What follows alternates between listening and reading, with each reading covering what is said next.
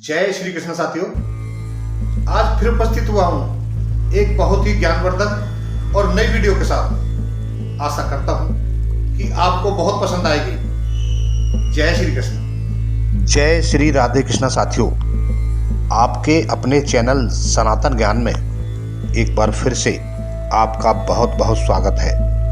भगवान कृष्ण और राधा रानी की कृपा आप पर और आपके पूरे परिवार पर सदा बनी रहे। साथियों, आप यदि हमारे चैनल पर पहली बार आए हैं और हमारी वीडियो को पहली बार देख या सुन रहे हैं तो वीडियो को एक लाइक करके चैनल को सब्सक्राइब कर लीजिए, ताकि हमारी आने वाली ऐसी ही ज्ञानवर्धक वीडियो आपके पास सबसे पहले पहुंच सकें। और हाँ साथियों, कमेंट बॉक्स में जय श्री राधे कृष्ण लिखकर अपने मन की बात जरूर लिखें और वीडियो को अपने दोस्तों को भी शेयर कर दो, ताकि उनको भी इसका लाभ मिल सके। मेरे प्रिय भक्तों, आज मैं आपको एक ऐसी कथा सुनाऊंगा जिसे सुनने मात्र से ही आपके जीवन में सुख संपत्ति की प्राप्ति होगी और घर धन धान्य से भरा रहेगा। इसलिए साथियों, इस कथा को आप पूरा जरूर सुनना, क्योंकि पूरी कथा सुनने से ही पूर्ण ज्ञान प्राप्त होता है। और साथियों, आधा अधूरा ज्ञान किसी काम का नहीं होता, इसीलिए कथा को पूरी जरूर सुनना। भक्तों, इस कथा के माध्यम से आज मैं आपको बताऊंगा कि भगवान ब्रह्मा जी की पूजा क्यों नहीं की जाती।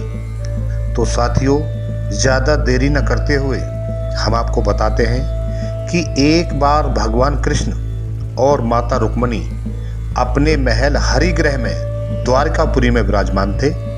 तभी माता रुक्मणी कहने लगीं, हे केशव, भगवान श्री हरि विष्णु जी की पूजा होती है और भगवान श्री शंकर भगवान की भी पूजा होती है, लेकिन भगवान ब्रह्मा जी की पूजा क्यों नहीं होती। माता रुक्मणी की इतनी बात सुनकर भगवान कृष्ण मुस्कुराए और कहने लगे, हे देवी रुक्मणी, आपने बहुत ही आनंददायक प्रश्न पूछा है। आपके इस प्रश्न का उत्तर मैं एक कथा के माध्यम से दूंगा। इस कथा को तुम पूरी जरूर सुनना। इस कथा को सुनने से प्राणी मात्र का उद्धार होता है। इसीलिए साथियों, आप भी ये कथा पूरी जरूर सुनना। तब माता रुक्मणी कहने लगी, हे केशव, ये कथा मैं पूरी मन और ध्यान से सुनना चाहती हूँ, कृपया मुझे सुनाइए। तब भगवान कृष्ण कहने लगे, हे देवी रुक्मणी, एक बार भगवान ब्रह्मा जी और भगवान श्री हरि विष्णु जी में विवाद होने लगा कि हम दोनों में कौन श्रेष्ठ है। और बातों ही बातों में विवाद इतना बढ़ गया कि दोनों में युद्ध होने लगा। तभी सभी देवता घबराने लगे। तभी महर्षि नारद सहित अन्य सभी देवता त्राहिमाम करते हुए भगवान शंकर और माता पार्वती की शरण में कैलाश पर्वत पर जा पहुंचे और भगवान शिव को सारी कहानी बताई और कहा, हे प्रभु भोलेनाथ, आप भगवान ब्रह्मा जी और भगवान श्री हरि विष्णु जी को युद्ध करने से जल्दी से रोकिए, वरना सृष्टि के लिए संकट खड़ा हो जाएगा।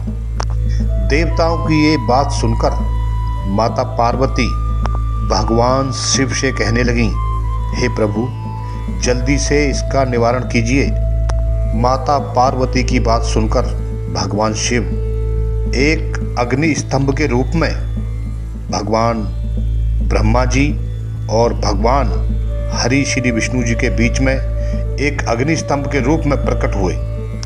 तभी अग्नि स्तंभ को देखकर ब्रह्मा जी और श्री हरि विष्णु जी दोनों ने तय किया कि जो भी इस स्तंभ का अंतिम छोर खोज लेगा वही हम दोनों में श्रेष्ठ होगा। तभी ब्रह्मा जी स्तंभ के ऊपरी भाग में गए और श्री हरि विष्णु स्तंभ के नीचे के वाले भाग में गई। जब श्री हरि विष्णु जी को अंतिम छोर नहीं मिला तो वह लौट आए, लेकिन दूसरी तरफ ब्रह्मा जी ने खुद को श्रेष्ठ साबित करने के लिए एक योजना बनाई। ब्रह्मा जी ने अग्नि स्तंभ में केतकी का एक फूल देखा और उस फूल से ब्रह्मा जी ने कहा, तू मेरे साथ वापस चल और बोल देना कि मैंने स्तंभ का आखिरी छोर खोज लिया है। साथियों, तब भगवान कृष्ण कहने लगे, हे देवी रुक्मिणी, उस केतकी के फूल ने ब्रह्मा जी का बात मान ली और स्तंभ के बाहर निकलकर केतकी के फूल ने झूठ बोल दिया कि ब्रह्मा जी ने स्तंभ का आखिरी छोर खोज लिया है। जैसे ही केतकी के फूल ने झूठ बोला, भगवान शिव स्वयं वहां प्रकट हो गए और भगवान शिव ने ब्रह्मा जी के झूठ को पकड़ लिया और भगवान शिव बहुत क्रोधित हुए और ब्रह्मा जी को श्राप दे दिया और कहा कि आपने झूठ बोला है, इसीलिए आज के बाद आपकी पूजा नहीं की जाएगी। अर्थात किसी भी पूजा के स्थान में, किसी भी मंदिर में आपको स्थान प्राप्त नहीं होगा और ना ही आपकी पूजा की जाएगी। तभी भगवान श्री हरि विष्णु जी ने भगवान शंकर से श्राप वापस लेने के लिए कहा। तब भगवान शिव ने भगवान श्री हरि विष्णु जी की बात मानते हुए कहा कि पूजा वाला श्राप तो वापस नहीं हो सकता, पर अब से किसी भी धार्मिक कार्य या यज्ञ में ब्रह्मा जी को गुरु के रूप में स्थापित किया जा सकेगा। अब ब्रह्मा जी के बाद भगवान शिव ने केतकी के फूल को भी श्राप दिया और कहा कि तूने झूठ बोला है और झूठ में ब्रह्मा जी का साथ दिया है, इसीलिए आज से तू मेरी पूजा या किसी भी पूजा में वर्जित रहेगा। तब भगवान कृष्ण कहने लगे, हे देवी रुक्मिणी, तभी से केतकी के फूल को किसी भी पूजा में शामिल नहीं किया जाता।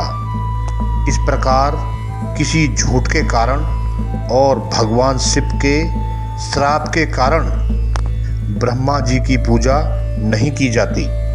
साथियों, तब भगवान कृष्ण कहने लगे, हे देवी रुक्मिणी, ब्रह्मा जी की पूजा सिर्फ एक स्थान पर की जाती है और वो स्थान है राजस्थान में पुष्कर। तो हे देवी रुक्मिणी, ये कथा तो मैंने आपको बता दी कि भगवान शंकर के श्राप के कारण ही ब्रह्मा जी की पूजा नहीं की जाती। ब्रह्मा जी का एकमात्र मंदिर राजस्थान में पुष्कर नाम के इस जगह पर है, वहाँ ब्रह्मा जी की पूजा की जाती है। इसलिए एक छोटी सी कथा के माध्यम से मैं तुम्हें बताता हूँ कि ब्रह्मा जी एक बार पृथ्वी पर यज्ञ करना चाहते थे। तभी ब्रह्मा जी ने एक कमल के पुष्प को यज्ञ के लिए उचित स्थान की खोज में पृथ्वी पर भेजा। वो पुष्प राजस्थान में जहाँ गिरा उस जगह का नाम पुष्कर हुआ और ब्रह्मा जी ने वहाँ एक यज्ञ किया। इसीलिए सिर्फ पुष्कर में ही ब्रह्मा जी का एक मंदिर है और एक खास समुदाय के लोग ही ब्रह्मा जी की पूजा करते हैं। और अब पुष्कर में इसी स्थान पर एक विशाल मेले का आयोजन किया जाता है। तो साथियों, ये ही मूल कारण था जिससे ब्रह्मा जी की पूजा नहीं की जाती। साथियों, ये कहानी आपको कैसी लगी? कृपया कमेंट बॉक्स में हर हर महादेव लिखकर अपने मन की बात जरूर लिखें और हमारे चैनल को सब्सक्राइब करके एक लाइक जरूर करें। हर हर महादेव।